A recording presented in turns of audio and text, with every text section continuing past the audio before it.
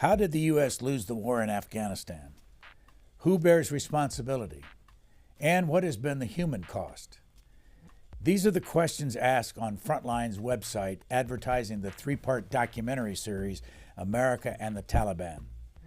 These 54-minute documentaries, which are available for streaming online, were produced and directed by Martin Smith and Marcela Gaviria. Because of his on-screen appearances, Mr. Smith is better known by the public. From the other side of the duo, here's a conversation with Marcela Gaviria, who has produced over 40 hours of programming with Frontline.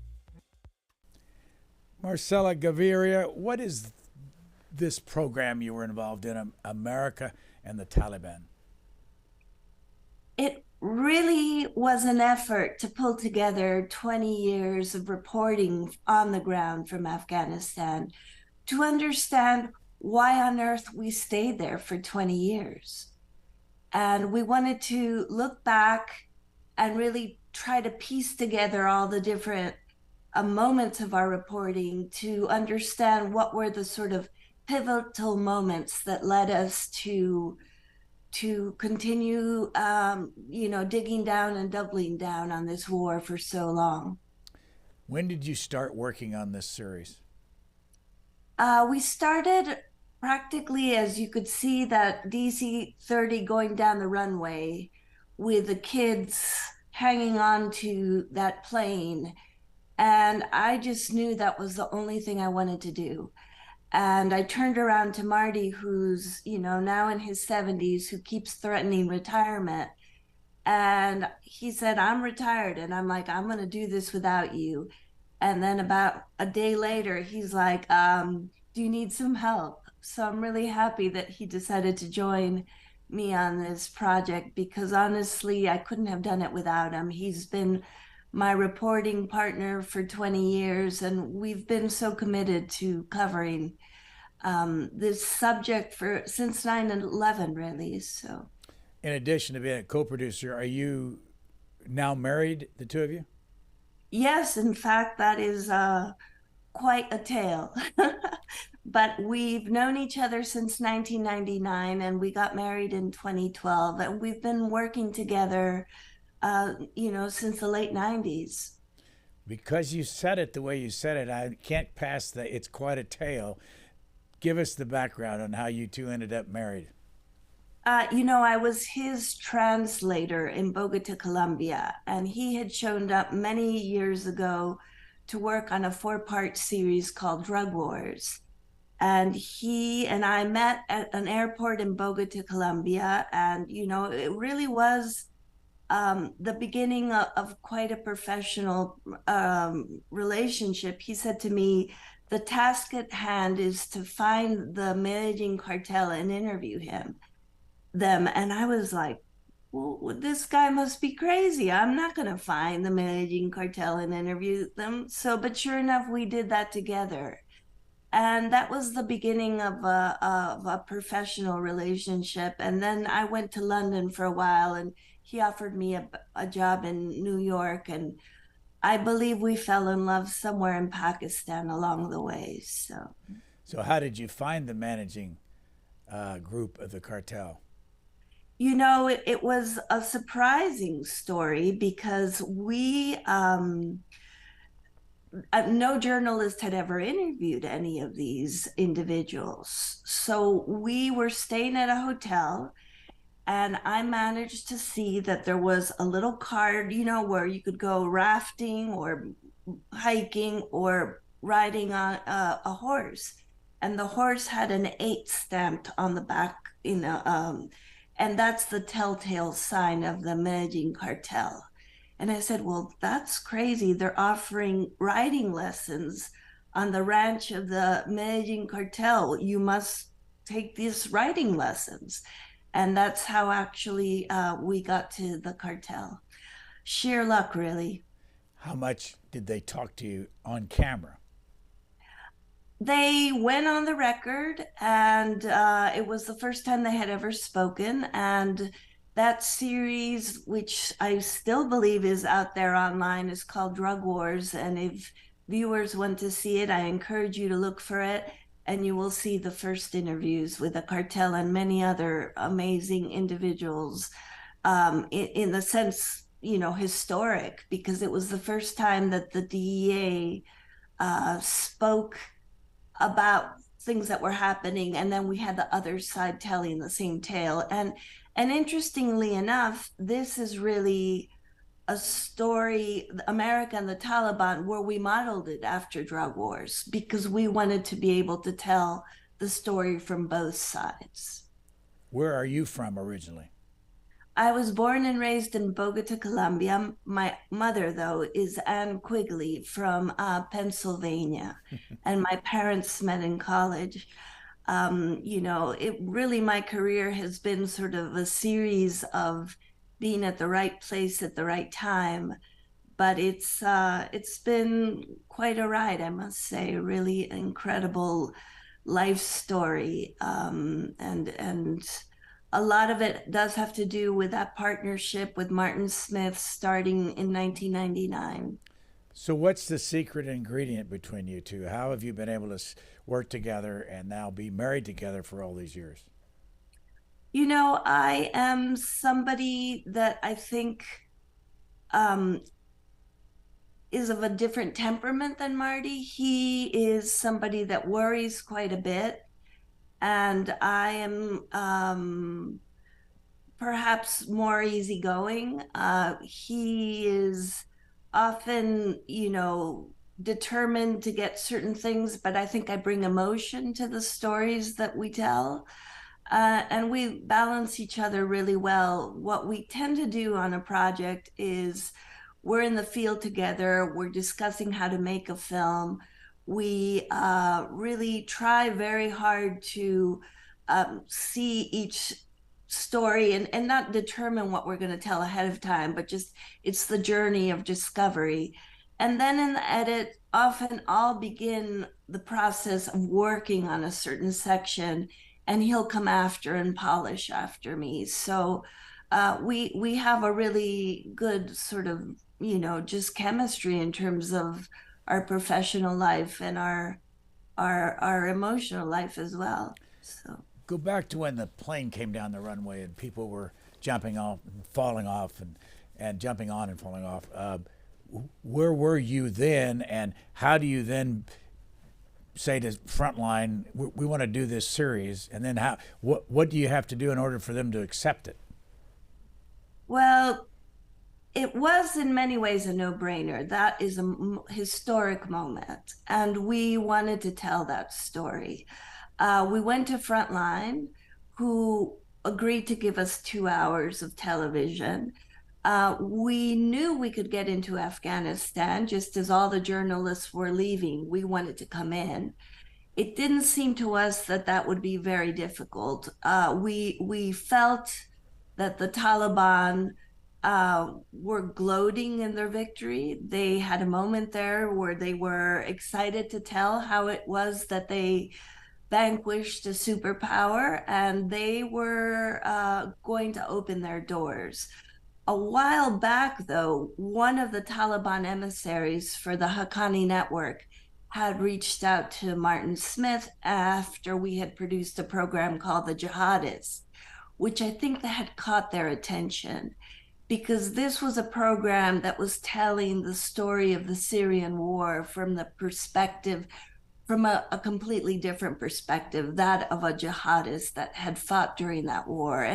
And I think that actually gave us an opening that nobody else had.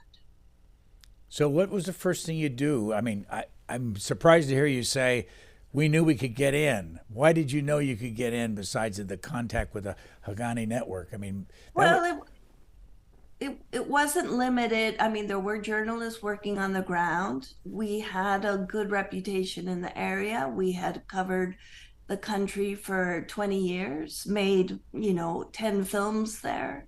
It might have been 9, but around that many. And we just felt we had an in. We applied to enter the country, got all the permissions, and pretty quickly it seemed that things would be different, that this would be unlike any other time we had been there.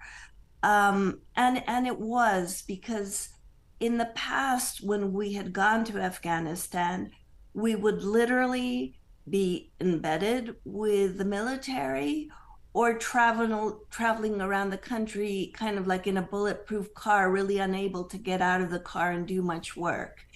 And this time we had decided that we would travel the length of the country and tell the stories that we found along the way and try to find some of the people that we had interviewed over the years. We had a minder often. The Taliban would insist that we would show up at the Ministry of Information, get our little credentials, and suddenly you'd have a truckload of Taliban fighters that would follow you everywhere you went. On occasion, it was a pain in the arse, because you'd show up and they'd be like, don't film the poppies, or you can't talk to that person. And so it was uncomfortable in that sense. But for the most part, we got to see Afghanistan in a way that we had never done before, and spend more time in places than we had ever done in the past. So. By the way, if someone has not seen this three-part series, how can they see it now? It's because it ran in April.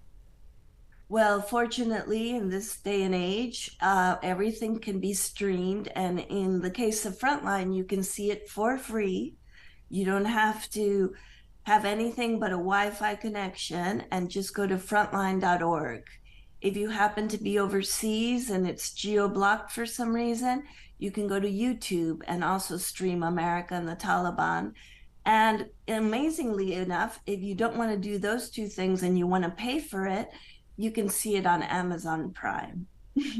So go back to the moment in 2021, you're going to Afghanistan. How did you get in?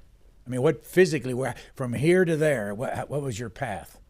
Well, at that moment, the airport was pretty much closed. And so the only option really was to get the government of Qatar, that has diplomatic relations with the Taliban, to charter a plane. And that plane is full of NGO workers, diplomats, contractors, and journalists. And we waited 2 weeks for that plane to leave Qatar, and we entered and landed in Taliban country via commercial airways, really.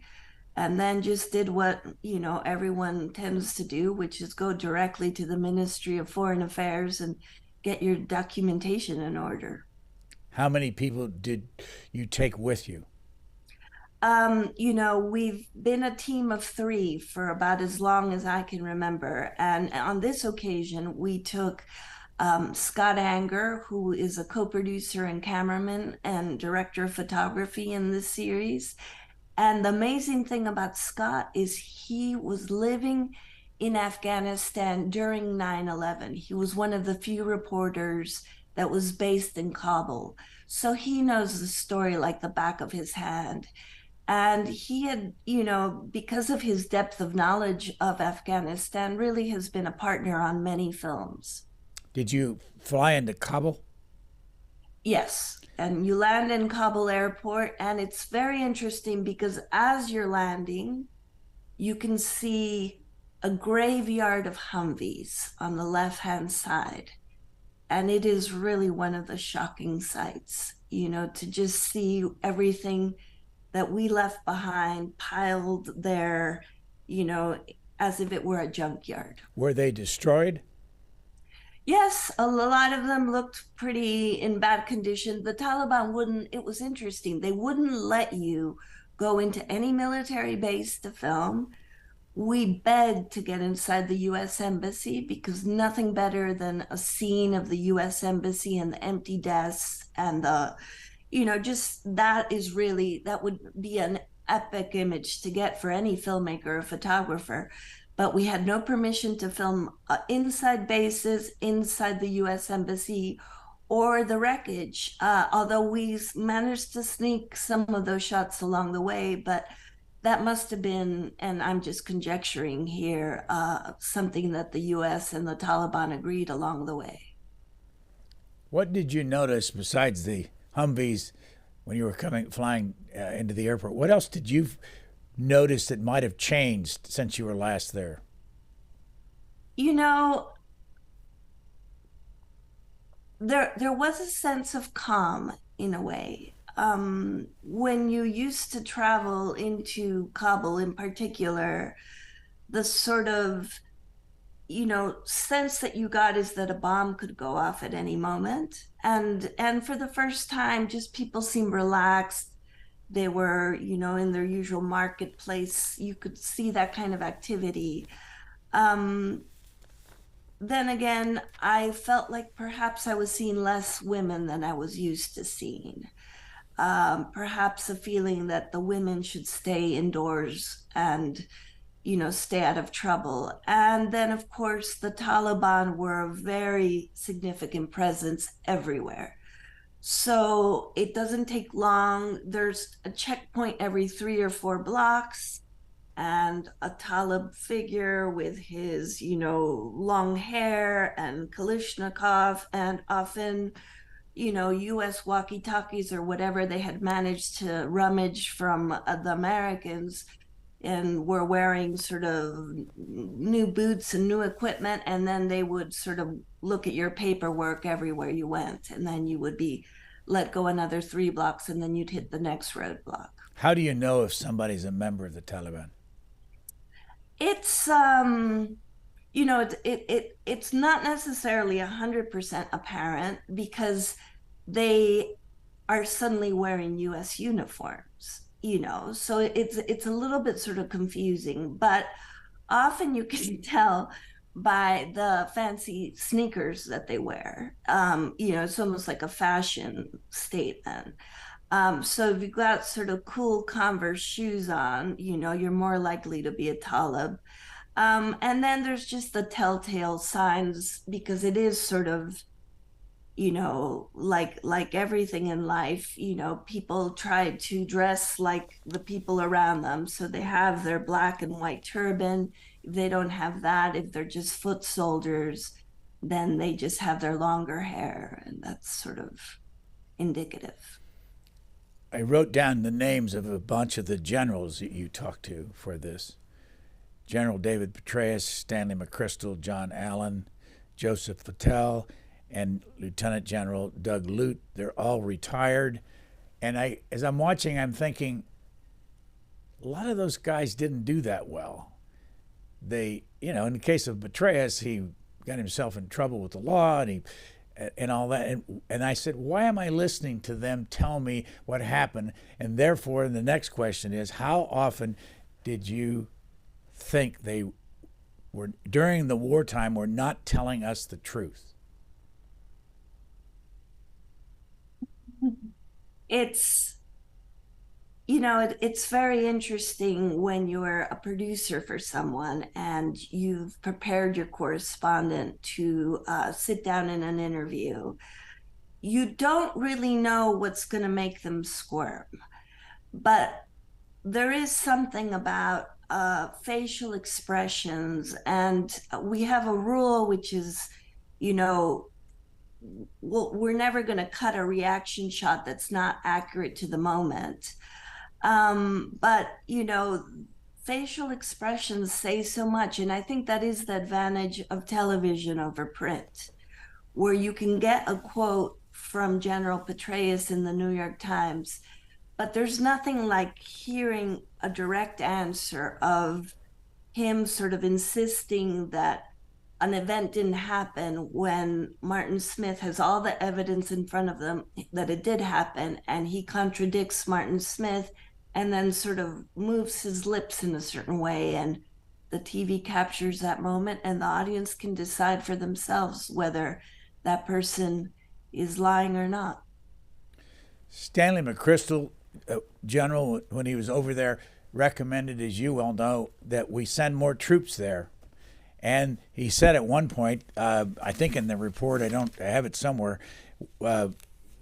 "We Are Going to Win" was the name of this report, this 66-page report. Did you ever read that? And did you ever I can't remember if you asked him about the report, but Why would he say we are going to win and we have lost so often in these situations?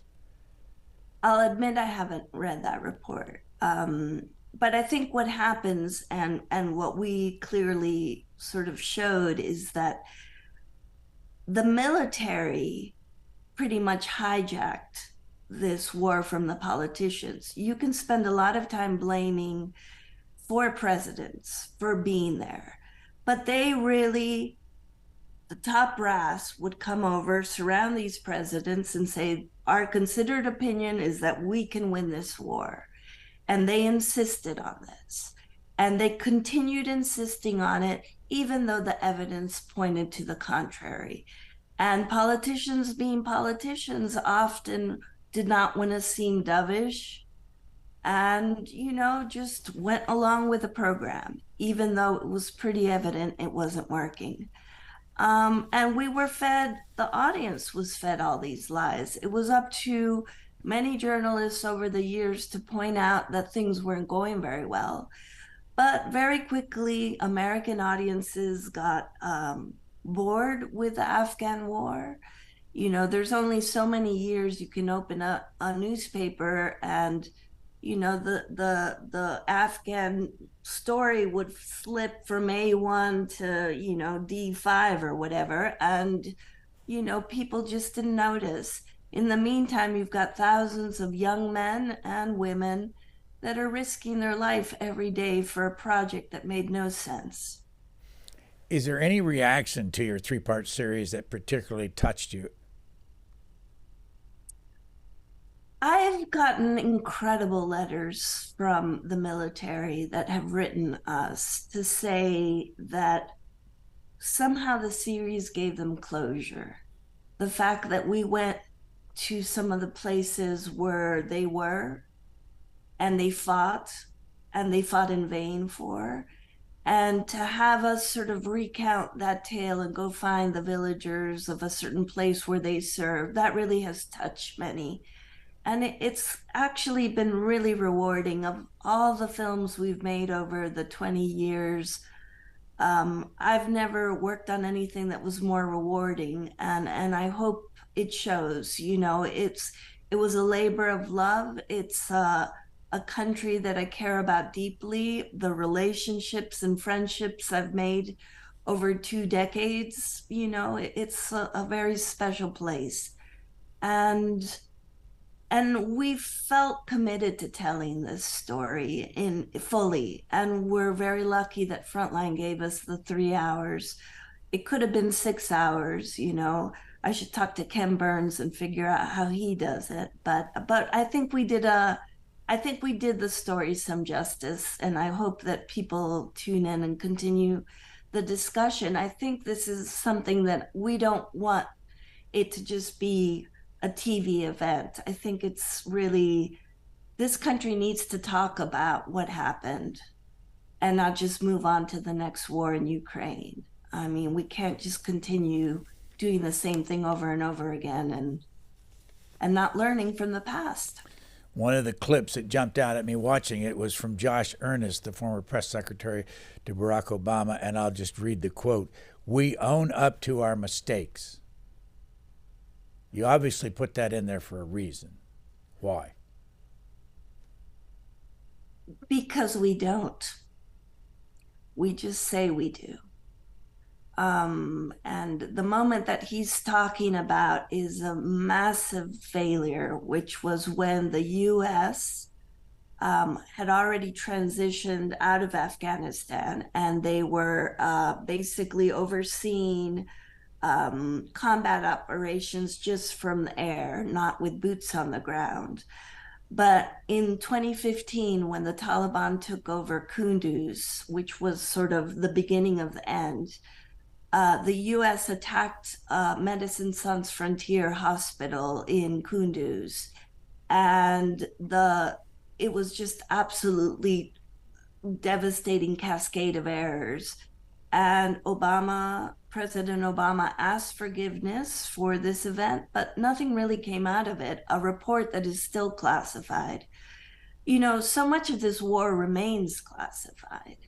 And what I think the government does is basically classify all the bad news and unclassify the good news. And, it's up to the press to try to untangle what really happened in places. If you go back to that 2015 incident you talk about, I wrote down from your documentary that the statistics. It was a C-130 gunship that fired on the hospital. 2011 shells fired. 42 people died. 14 of them were doctors from the Doctors Without Borders. What did you do to learn more information about that incident for your documentary? We went to Kunduz. And I think what we hadn't quite figured out at the time was that this event foreshadowed what would happen 5 years later, 6 years later, when the Taliban took over the country. And what we didn't realize is that what was happening on the ground is that the Taliban in 2015 was already taking over large swaths of the country. And our reaction, because we didn't have enough boots on the ground, was to overreact to the information that we were getting. So, it was a series of mistakes. I don't know what the 600-page report says because it's still classified. Doctors Without Borders doesn't know what the report says because it's still classified. And we spoke to General Votel, who said that there were some people that were disciplined, but they chose to take administrative action. I don't even know what that means. Does that mean somebody was, yeah, it's just hard to know what that means, but nobody was court-martialed or fired, and therefore, how are we as citizens supposed to understand how an event like that can happen and can happen again if we don't have any visibility to the mistakes that were made along the way? Explain the symbolism of the lieutenant colonel, I believe you talked to. What was his role in the documentary? There is somebody called Jason Dempsey. Is that who you're referring to? I believe so. Yes, I Yeah. didn't. I didn't have his name. So this is a voice of a soldier scholar that we interviewed, somebody that served 2 rotations in Afghanistan, who spent many years there fighting the good fight. And he became very disillusioned with the war, and I think is one of the most eloquent soldiers to come out of this war, in that he can describe the events on the ground, the people he made, the mistakes that were made along the way, in a way I could never speak to. This was a man that served and saw his comrades die, and he's a powerful force in the film. He opens uh, episode 1 with his words, and he closes the film, I think, in a very eloquent way. How'd you find him? We were reading, we wanted to find voices from the military that, could represent the view of a soldier that was disillusioned with what had happened. And we felt that he was the most eloquent. So that's how we found him. He sits at Center CNAS, or I'm probably saying that incorrectly, and it's CNAS. I'm not sure what the acronym is, but yes, Center for New American Studies.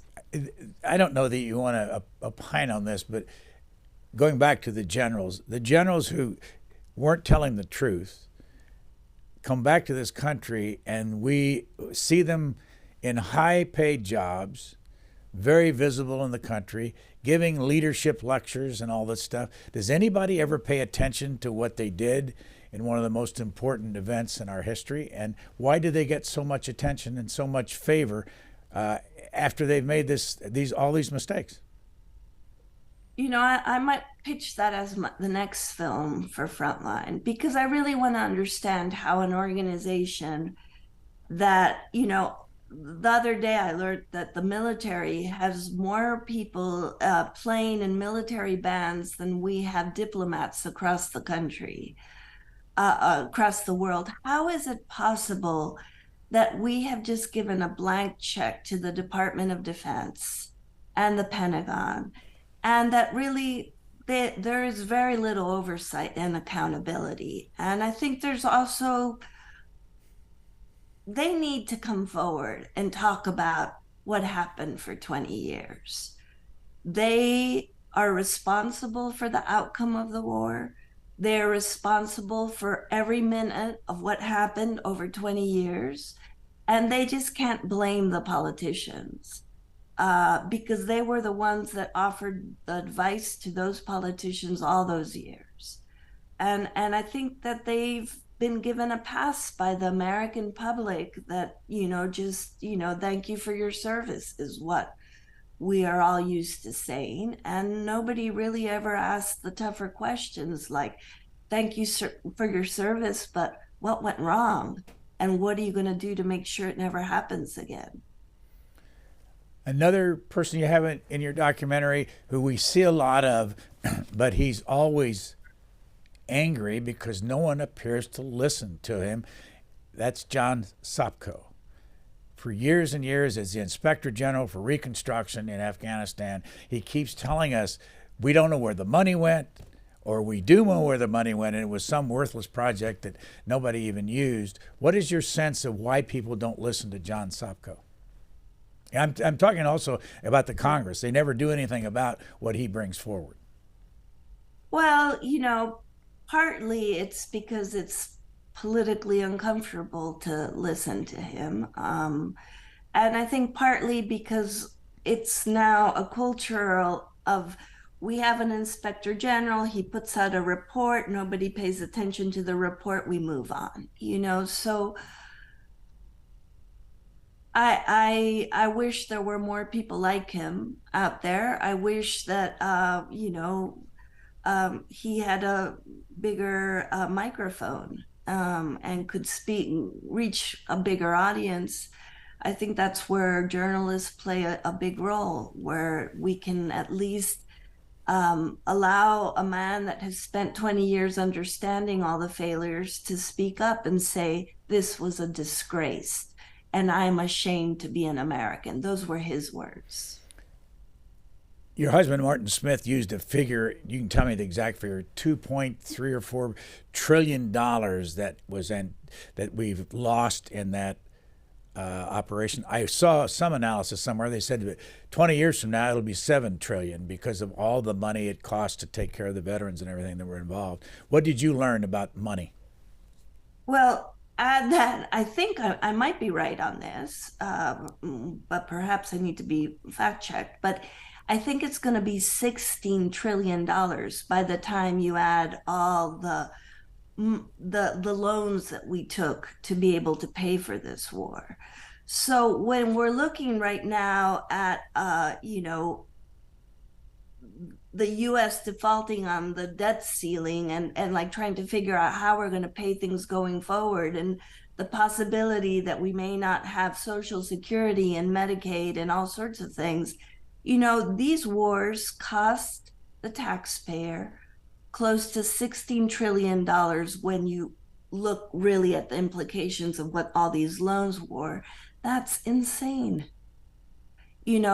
Why did we stay for 20 years? Why was it that we went from defeating Al Qaeda into suddenly Al Qaeda is actually the Taliban, and then into let's do nation building, raise the expectations of every little girl in Afghanistan that we will stay there forever, and then suddenly leave the country after we promised and insisted to the Afghans that supported us for all these years that we would stand by their side no matter what. That was also a lie. What did you find from people in Afghanistan, their attitude about the United States now that we pulled out? I'm surprised that they're not angrier at us. It's like they can tell the difference between a blonde Westerner and wanting to ask some questions to a person in military fatigues that, and they are very angry at those people that were there, that walked their land, holding Kalashnikovs, committing so many mistakes along the way, from supposedly precision strikes. And I'm not saying that all of these mistakes were made on purpose. I'm just saying that perhaps we made him too many mistakes, and no hard questions were asked along the way as to how operations were being conducted or why we were killing so many civilians. But I think the great majority of the Afghans that I've met along the way still admire America and still hope to be able to evacuate and come settle in America, and that they understand that the US and the citizens of this country were trying to help, and that unfortunately this war really kind of got hijacked by all these other agents that had different opinions about where things should go.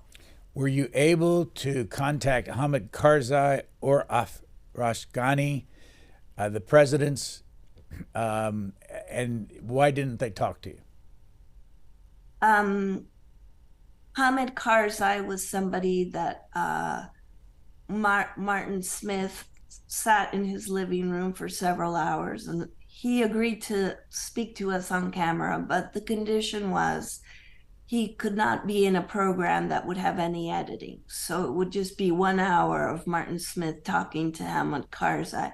Well, that's not what we do. We didn't agree to those conditions, because why would he have the opportunity to sit in front of our cameras and have those rules and not anybody else? Ashraf Ghani did not want to participate, and we tried and tried and tried. We spoke to many of his closest aides, and we did sit with his right hand man, who I think, for all intensive purposes, told us the truth in a way that Ashraf Ghani would have never spoken, the same way. So I think we got his version of events. Where are the two of them? Hamid Karzai lives in the same villa that he grew up in Afghanistan. He's in Kabul most of the time. On occasion, he can leave the country. All of this is done with the blessing of the Taliban. And Ashraf Ghani at the moment lives in Dubai, but I don't know if he's changed locations recently, but I believe he's in Dubai at the moment. There were stories at the end of the war that he took a lot of money out with him. Do you have any idea whether that was true, or whether Karzai has taken a lot of money from this? Because one of the things that your documentaries say is that there was an enormous amount of corruption on the part of the Afghan government and people that worked there. I don't know with any certainty. Hamdullah Mohib, who was Ghani's right hand man, said that they took $200,000 cash with them from the petty safe bank situation inside the equivalent of their Oval Office. And that does seem like a lot of money, but if you think about it, it's a cash economy in Afghanistan. So clearly, the president would have a fair amount of cash on hand to be able to deal with his everyday to day activities, and that's what was in his office, and that's what they took on the helicopter on their way to Tajikistan. As far as how much money he took over the years, your guess is as good as mine, but I presume it was a fair amount. But I don't know. I shouldn't be presuming if I'm a journalist. Until I have evidence, I can't say really. And the same holds for Karzai. But there are many stories about both of them, and there are many stories about the political class. So even if it wasn't Ghani or Karzai that benefited directly from all these contracts, certainly family members did, and there's been a lot of reporting on that. And This is a little bit out of context, but you just might know something. When Zawahiri was taken out by a drone in Kabul, the report from the United States was they didn't kill, it had no collateral problems with that. Nobody else was killed. Do you have any idea if that's accurate? all I know is that it was one of those crazy new drones that chopped them up into little pieces, and that is, the new era of the way we will conduct these wars going forward. We didn't have boots on the ground, but there was enough information from some mole or God knows what, and the intelligence was that Zawahiri was in the house of a close aide to Sirajuddin Haqqani, the Minister of Interior, and they felt certain that they would find him, and they attacked. And this isn't the first time I've heard this. Along the way, when we were in Afghanistan, we would hear about these precision strikes that were taking out certain members, and there were no other media to cover these events, and we had no access. So it's all unverifiable, unfortunately. So the fact that he was there, though, does that say that after 20 years of war, the Al Qaeda head was right there in Kabul? So did he still have the clout in Al Qaeda? And did you see any evidence of Al Qaeda in the country?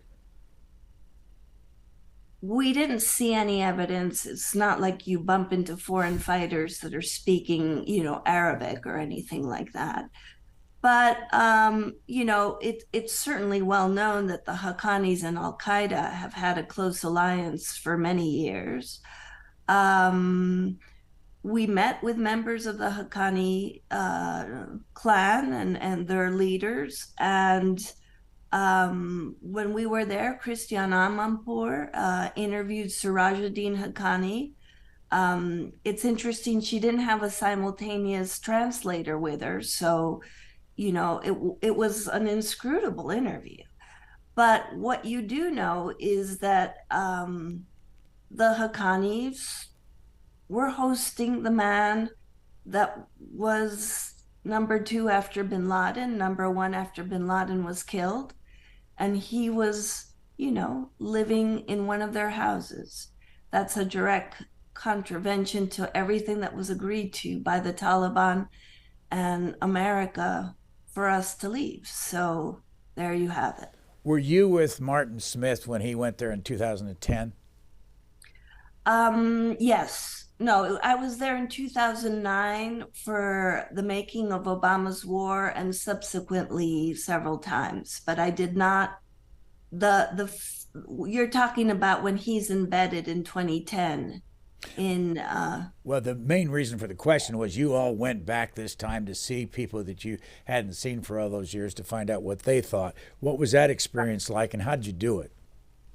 well, that was sort of a miracle of driving, I must say.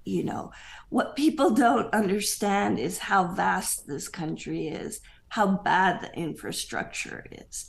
So we drove 10 hours from Kabul to Lashkargah, got ourselves a little permit. There's a whole scene in the film where we're convincing the Taliban to let us head further south to the place where Martin Smith was embedded in 2009. I wasn't embedded then. I was in Kabul at the time. And when we got the permission to head down to the little town of Mianposhte that I think we've immortalized in this film, it's a town with like population 100 or something. It's another 4 or 5 hour drive. And once you get there, which is just a hellish drive. You arrive, and then the Taliban say basically you've got to leave by sundown, and then you have to drive 5 hours back to Lashkargah and do the whole thing again the next day. So it was a lot of time sucking dust, as they say. And we were glad we did that. It was really interesting because those villagers remembered word for word what the soldiers had told them and we had captured on tape all those years earlier, which we just couldn't get over. It really stuck with them, and it stuck with us. And and so that was the alchemy of television, to go back to places and find the same people and watch it all again. So, how many times did you go to Afghanistan after we left in order to get this series? We were there twice since the Taliban takeover. We were there for about 6 weeks in November. They took over August 15th of 2021, and we went back in the spring, April and May of 2022. And, I hope we go back again sometime because there's a lot that is happening in that country, and there's very little attention being placed to what's going on since. There's talk of it becoming a place that harbors terrorists again. Is that true or not? We don't know. Of course, it's a place where so many millions of little girls are now unable to go to school. When will they be able to go to school? We don't know. And then there's all the revenge killings from all the people that we left behind that had special immigrant visas to come to America that are now in hiding. And there's many reports of them being hunted down and killed. And, that's something that we should be paying attention to because those are people that served for America, that were our translators, that, gave up years of their life for this war, and we've left them. I've heard you say someplace that you were treated as a second class person by putting you away from discussions, putting you over in the corner and all that. Explain how often that happened and what was your reaction on the scene. Well, as the only female in the group traveling, you have to always be respectful of people's culture and customs. I don't arrive in Afghanistan and assume that they have to accept me as I would expect to be accepted in any other Western country. So it's not like I become defiant and take off my headscarf and insist on being in a meeting. I just don't think that's appropriate. If they ask me not to be part of the group presentation or enter a room, then I wouldn't. Sometimes I would say, "Can I sit somewhere else?" And so I would sit away from the group, but I could still listen in to what was happening. And I would say it happened 75% of the time, where, the men would say, "No, we don't want any women listening in on this conversation." And it was annoying as could be, but I'm not an activist. I'm a journalist, and I'm there to observe. But I have my partners that are able to do it for me, and you've got to be respectful of people's culture no matter what. What's the reason, do you think, that they are so, what the word would be, so putting up so much effort to keep women down? What's the point of it? You know, is it fear? Is it ignorance? They actually believe, and this is kind of amazing to me. They actually believe that, it all began with Adam and Eve, and that Eve is to blame. And, you'll hear people tell you this. And so you come out understanding that this is sort of a deep-seated religious ethos that just believes that women are second-class citizens that are there to serve men, and they belong in the house cooking and dealing with the animals and providing children, and they have no reason to be educated or to be part of society in a meaningful way. what's really interesting is that there are two groups within the Taliban, the Kandahari, which is the southern clan, and the Haqqanis, which is the eastern clan. The Haqqanis, who are well known as being the most uh, incredible fighters, the ones that really, put the muscle behind the war to win, they are progressive and they believe in women's education. And the Kandaharis are the ones that really are adopting a very, I would say, strange version of Islam, because there's no other country that, from Muslim country, that treats women this way. And interestingly enough, the Haqqanis have lost this battle at the moment. It's the Kandaharis that are determining the future of Afghanistan and imposing their views of how the country should be run.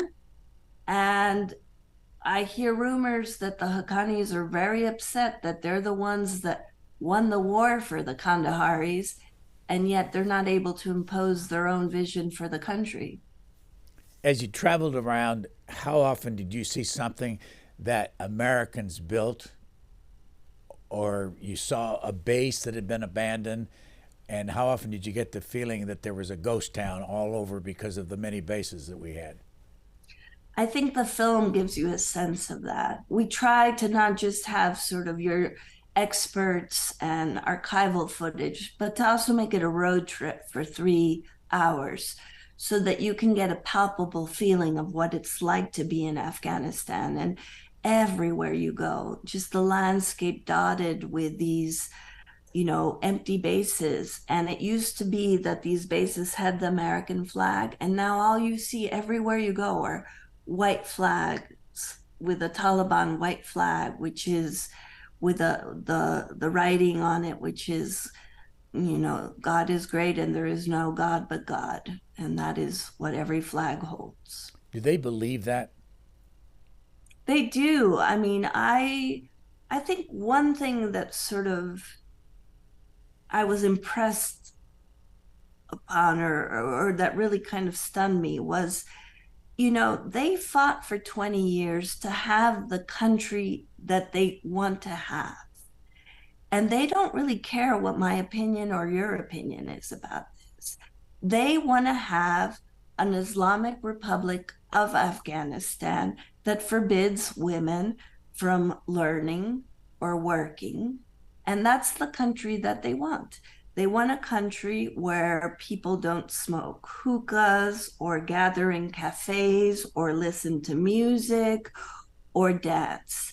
And they don't really care if the world thinks that is good or bad. They won the war, and that's what they want. Can you buy a drink in a bar anywhere in Afghanistan? No. Can There are people that will smuggle a bottle of something, but it's quite, I wouldn't take that risk, but some people do. do they smoke? You don't see people smoking really. You, on occasion, I mean, even we had a scene that we cut out for time, but the hookah bar owners of Afghanistan are up in arms because you can't even smoke a hookah, which doesn't even have any um, nicotine in it. It's just sort of flavored hot air or whatever it is. So yeah, it's they're very strict about the rules and the way the country should conduct themselves. Because you've been there so many times, can you go to a housing area where you can point and say, these houses are here because of the money they got from the United States through the war, and they built these fancy houses? That I actually do regret. We have this aerial footage that we somehow didn't end up including in the final cut of the film because you had to get it to time. But Kabul at least is in parts a glistering, beautiful city. With sky rises and fancy malls. And there is a sense that progress did come to this country. It's not just all sort of, a country from the dark ages with mud huts. No, there was visible progress. And who knows what will happen to the people whose hopes and aspirations were lifted under 20 years of occupation that now have to live under an occupied country run by the Taliban. You talked earlier about how you got in to the country eventually on a commercial airliner out of the Middle East. Has that changed over the last 2 years since you first got there in after August of 2021? There are two airlines that you can take into Kabul. You can take Cam Air, which is a regional little air carrier. And there's Ariana Airlines, and they have daily flights from Dubai. And I think pretty much anybody could enter Afghanistan. The question is, would they allow you to do any work? A lot of young journalists ask me, I'd like to go to Kabul. And I'm like, absolutely go. Just be aware that you're not going to be undercover. They have spies everywhere, so you can't just go underneath the radar and go unnoticed. In fact, that would be dangerous. The best thing is just to say, I'm here to do this job and this is what I want to cover and, get the right permission. Can you give us an idea of what this all cost you to produce? I think my boss would ask me to decline answering that question. But to be honest, it was not enough money. And in fact, the two of us did not take much pay for quite a while just to make it happen. So it's a high value production, but it's actually a labor of love. And we wanted to tell this story. And we are so happy we did. What is Rain Media?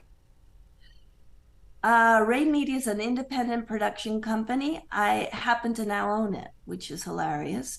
And so the man that I began working for in 1999 is now my employee, and I hope he continues being that for a long time. Why do you all live in the Catskills? Well, I was kidnapped by Marty to come and live here, but during the pandemic, we made the move to the Catskills, and I'm now a country bumpkin, and I do like it. Everybody knows my name. Right now, I'm sitting in an office on the corner of Pleasant and Main, and it's pleasant. So what's next? I don't know. Do you have an idea? You can do the military. Wrap up. Give us the inside story on what we think of the military and why they so often promise us we're winning and we don't. I think that's what I want to do. Let's see if they hear me at Frontline. Help me again, Marcela Gaviria. Gaviria. Gaviria. I can't get the right emphasis. I know, Gaviria. it's really hard. It's Marcela Gaviria. Oh, but there you go. Yeah, I was born and raised in Bogota, Colombia, but now I'm quite an American, having lived here for over 20 years. So. Are you an American citizen? I am. My mom, by birth, is an American. She's Irish American. That's why I don't fully look the part of a Colombian. But my sisters look just like my dad, and they speak with a Spanish accent and everything. So.